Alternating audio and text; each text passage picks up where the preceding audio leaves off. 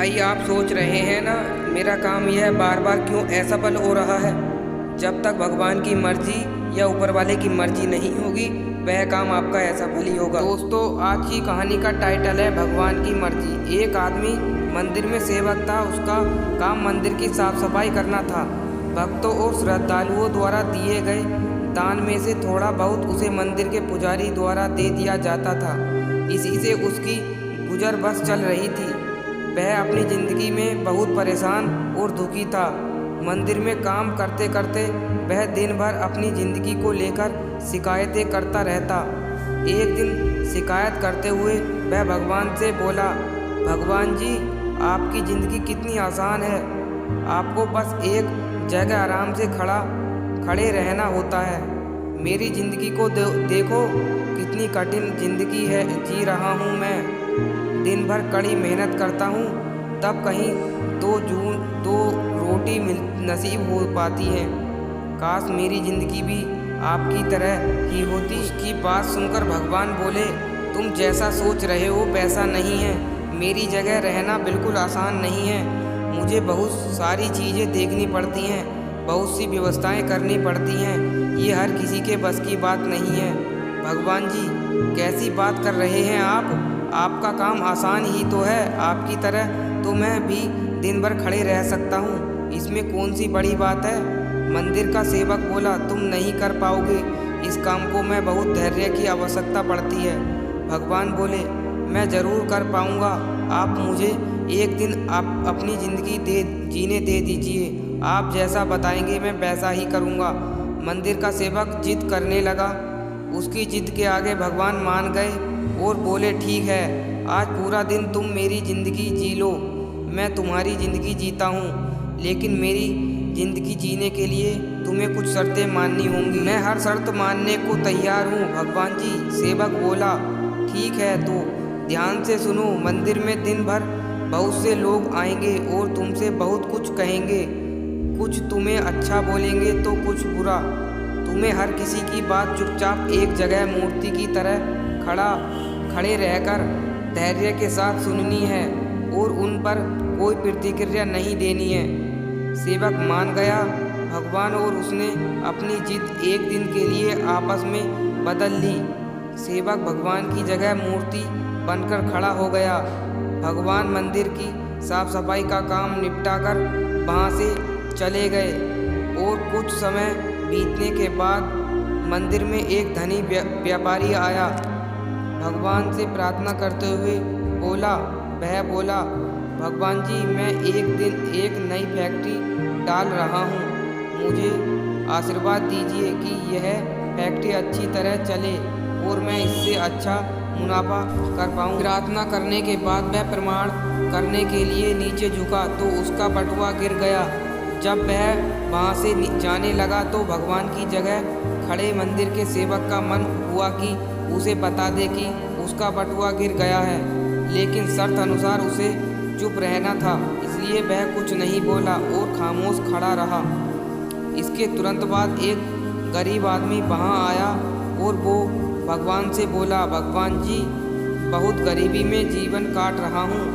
परिवार का पेट पालना है, माँ की दवाई की व्यवस्था करनी है। समझ नहीं पा रहा कि इतने सब कैसे करूँ। आज देखो, मेरे पास बस 1 रुपया है। इससे मैं क्या कर पाऊँगा?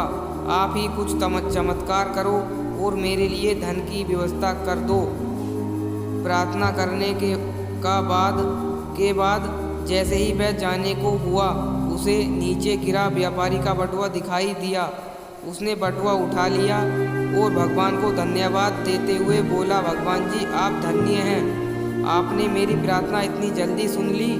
इन पैसों से मेरा परिवार कुछ दिन भोजन कर सकता है।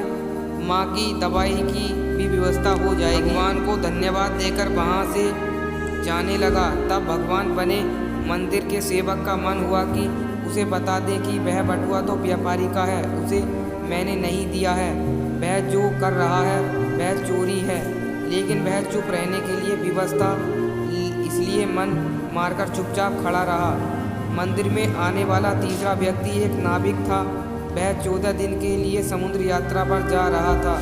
भगवान से उसने प्रार्थना की, उसकी उसकी यात्रा सुरक्षित रहे और वह सकुशल वापस आ सके। वह प्रार्थना कर ही रहा था कि धनी व्यापारी वहां आ गया। वह अपने साथ पुलिस भी लेकर आया था।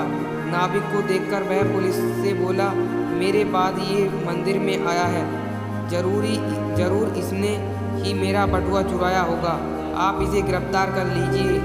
पुलिस नाविक को पकड़कर ले जाने लगी। भगवान बने आदमी को अपने सामने होता हुआ ये अन्याय सहन नहीं हुआ। शर्त अनुसार उसे चुप रहना था, लेकिन उसे लगा कि बहुत गलत हो चुका है।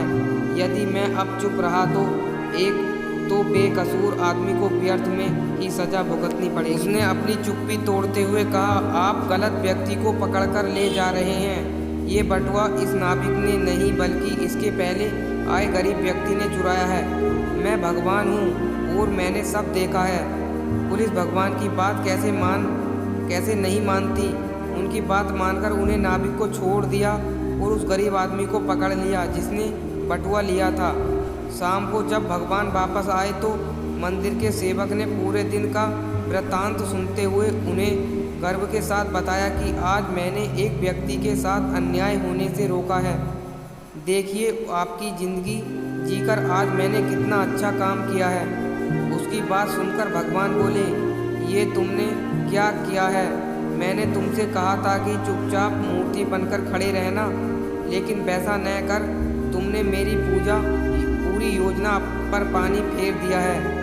उस धनी व्यक्ति ने बुरे कर्मों द्वारा इतना धन कमाया है। यदि उसमें से कुछ पैसे गरीब आदमी को मिल जाते तो उसका भला हो जाता और व्यापारी के पाप भी कुछ कम हो जाते। जिस नाविक को तुमने समुद्री यात्रा पर भेज दिया है, अब वह जीवित वापस नहीं आ पाएगा। समुद्र में बहुत बड़ा तूफान आने वाला है। यदि वह कुछ दिन जेल में रहता तो कम से कम बच जाता। सेवक को यह बात सुनकर एहसास हुआ कि वह तो बस वही देख पा रहा था कि जो आंखों के सामने हो रहा था। उनके सबके पीछे की वास्तविकता को वह देख ही नहीं पा रहा था। जबकि भगवान जीवन के हर पहलू पर विचार अपनी योजना बनाते हैं और लोगों के जीवन को चलाते हैं। दोस्तों, मेरे प्यारे बहनों और भाइयों, इस कहानी से हमें यही सीख मिलती है कि हम सब भी भगवान की योजना को समझ नहीं पाते। जब हमारे साथ कुछ गलत हो रहा होता है या हमारे हिसाब से कुछ नहीं हो रहा होता है तो अपना धैर्य खोकर हम भगवान को दोष देने लगते हैं।